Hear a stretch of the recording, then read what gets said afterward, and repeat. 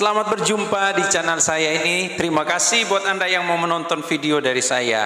Dan mari kita berkenalan dengan subscribe yang belum subscribe, yang mari kita juga berikan like dan komentar. Oke, pada kesempatan ini saya ingin memposting tentang kesaksian daripada seorang yang berasal dari Minang ya, di mana dia menceritakan tentang prosesnya dia menerima Yesus dan percaya Yesus. Dia adalah orang yang taat dan setia dan dia memberi diri kepada Tuhan Yesus. Ini orang yang luar biasa.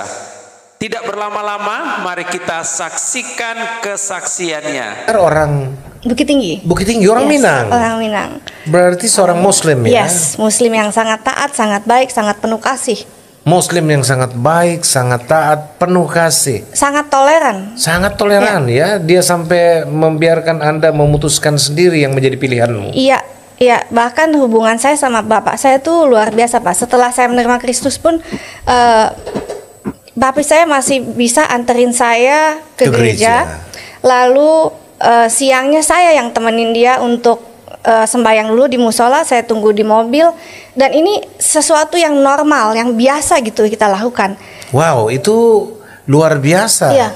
Karena apa? Jarang sekali Betul. juga terjadi di beberapa keluarga Kristen yang berbeda agama. Tetapi sebagai anugerah yang Jovanka terima bahwa ada papi yang berdarah Minang, seorang Muslim yang baik, yang taat, yang luar biasa mengasihi anak-anaknya dan sangat toleran. Ini kita beri respect buat papi ya, luar biasa, dan beliau sudah tiada ya. Sudah tiada. Ini ceritanya sebenarnya udah agak lama ya, sekitar tahun saya terima Kristus itu tahun 2009.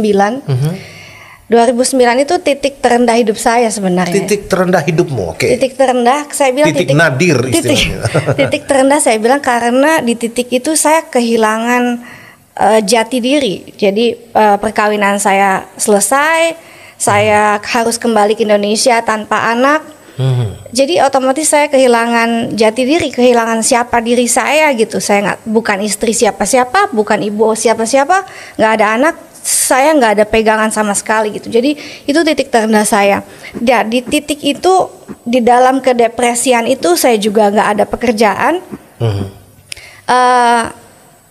Ada seorang teman yang approach saya, dia bilang, wah kamu gabung aja ke ministry kita, ke persekutuan doa, biar kita bantu doain. Wah, orang kalau lagi down itu ya Pak, terserah mau doa dengan cara apa, tapi itu kita butuh banget ya, karena itu kayak air, kayak orang yang kekeringan tapi perlu air. Nah, pada saya datang ke persekutuan itu, saya pikir ini luar biasa sekali ya perempuan-perempuan Kristen ini ya. Mereka nggak kenal saya, nggak tahu story saya, nggak tanya-tanya kenapa saya ada di situ, tapi mereka mau doain, dan doanya mengena sekali, doanya bisa spesifik yang saya sedang alami gitu, keterpurukan yang amat sangat. Jadi pada saat mereka doa itu saya nggak bisa ngomong Pak, saya cuma bisa nangis. Dan mereka makin lihat saya nangis, makin kencang doanya. Waduh, itu saya bilang nih ada apa ini ya itu ya. Itu saya yakin tuh jamahan Tuhan ya. Amin. Dan dari situ mereka undang saya ke gereja mereka untuk hari Minggu berikutnya kan, untuk hadir. Nah, saya belum pernah datang ke gereja Kristen, saya nggak tahu tata ibadatnya seperti apa. Tapi lagi-lagi perasaan dipenuhi itu yang bikin saya pengen datang. Saya harus datang, saya bilang saya pengen tahu nih seperti apa orang-orang ini, luar biasa gitu. Mereka mau doain strangers dengan sepenuh hati. Doakan strangers, iya kan? yang karena tidak tahu histori Jovanka itu bagaimana. Betul, tanpa mereka kepo, tanpa mereka tanya ada apa nih, kenapa, tanpa menjudge situasi saya, mereka mendoakan saya. Papi sudah tiada waktu. Jadi sempat berdoa buat papi supaya dia juga menjadi orang yang Pak, percaya. Saya berbagai macam cara Pak, berbagai macam kisah-kisah lucu saya ajak ke sini, saya ajak ke sana. Ya puji Tuhan 3 kali ya saya ajak papi saya untuk menemani saya beribadah, yang awalnya nggak mau ikut ke dalam sampai ikut ke dalam. Masuk gereja. Dan lucunya begitu masuk gereja dengar khotbahnya bagus, papi saya bilang ternyata bagus ya bahan omongannya ya. Saya nggak tahu apa yang ada di kepala orang luar ya Pak. Kita ibadah mungkin disangkanya bahas apa ya. Padahal yang kita bahas adalah kehidupan kita, kehidupan keluarga, kehidupan masa depan, masa kini, parenting, love. Sebenarnya yang dibahas di gereja itu adalah kehidupan sehari-hari yang semua orang butuh dengar gitu. Betul. Nah, jadi papi saya suka, dan sebelum meninggal juga puji Tuhan ada hamba Tuhan yang sangat berjasa ya di hidup saya, tuh Bapak Saifuddin Ibrahim. Saifuddin Ibrahim. Ya. Wah, Om Sai, dengar nih. Saifuddin Ibrahim mesti dengar ini.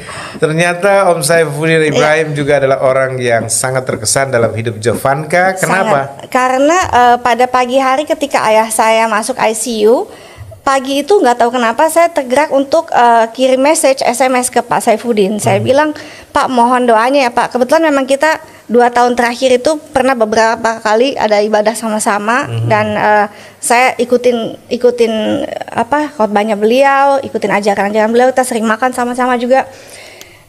Tapi udah lama 2 tahun ada jeda kita nggak ketemu. Nah tapi pagi itu saya nggak tahu kenapa saya reach out ke Pak Saifuddin, saya bilang Pak tolong bantu doa aja ya Pak. Saya nggak pikir apa-apa lagi, saya cuma minta bantu doa. Nah, di mana dia bilang, oh bapak saya ada di rumah sakit ini sekarang. Makasih Pak doanya. That's it. Itu saya SMS sekitar jam 7 pagi. Jam 10 Pak Saifuddin ada di depan kamar ICU, coba Pak.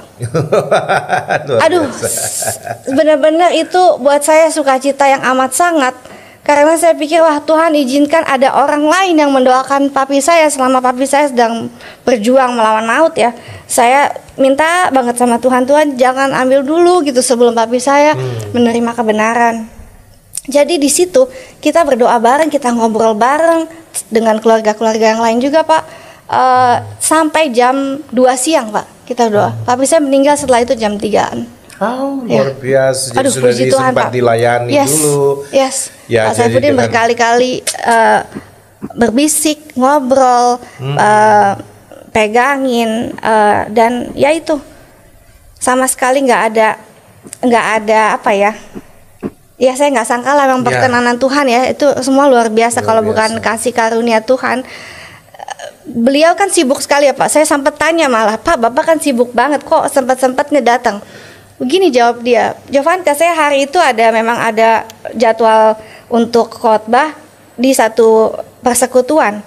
Tapi begitu saya dengar papimu ini sedang diambang kematian, ini prioritas.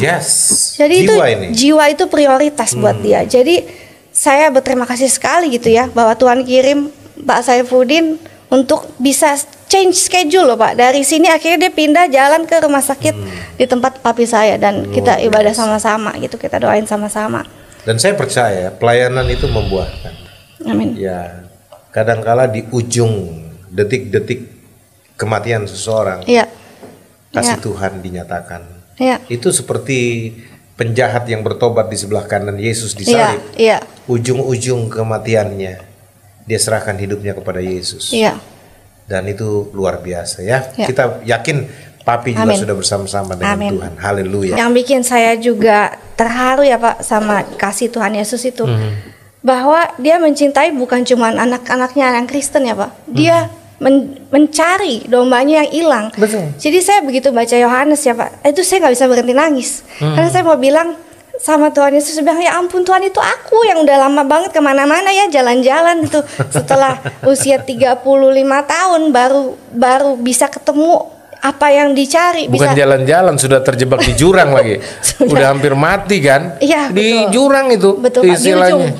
Udah di ujung ya Pak. Di gambaran dalam perumpamaan di Alkitab itu, gembala yang baik itu meninggalkan 99 ekor domba yang aman di kandang, lalu bertaruh nyawa untuk mencari seekor domba yang terjebak di jurang dan terancam binasa, yang namanya Jovanka Mardova. Amin. Aduh betul banget Pak. Jadi ya itu ya yang bikin saya wow, Tuhan Yesus tuh cintanya bukan cuma sama orang-orang tertentu Pak. Itu yang salah paham yang saya sering dengar ya. Wah berarti dia cuma cinta sama yang Kristen doang karena yang Kristen yang selamat. No, dia itu datang untuk semua semuanya. Amin. Tapi dia nggak bisa paksa, dia hanya bisa jamah, lalu kita merespon. Iya. Karena kalau dia jamah kita nggak respon, dia nggak bisa paksa, Pak. Andaikan dia bisa paksa, kita semua selamat. Betul. Kadang-kadang saya suka berharap sih, Pak, kenapa Tuhan Yesus nggak paksa aja ya, Pak? Biar semua yang kita cintai itu selamat gitu. Tapi ya itu lagi-lagi. Tapi di sorga tidak ada orang yang masuk sorga karena terpaksa. Ya, semua orang yang masuk sorga karena punya keputusan hati untuk menerima Yesus sebagai juru selamat secara pribadi. Demikian kesaksiannya, luar biasa. Banyak orang yang sekarang ini yang sudah terbuka dengan Tuhan, banyak orang yang sudah terbuka dengan Injil, dan banyak orang yang sudah memberi diri kepada Tuhan dan mau percaya kepada Yesus. Silakan Anda berikan komentar, dan kiranya komentar Anda bisa membangun dan memberkati.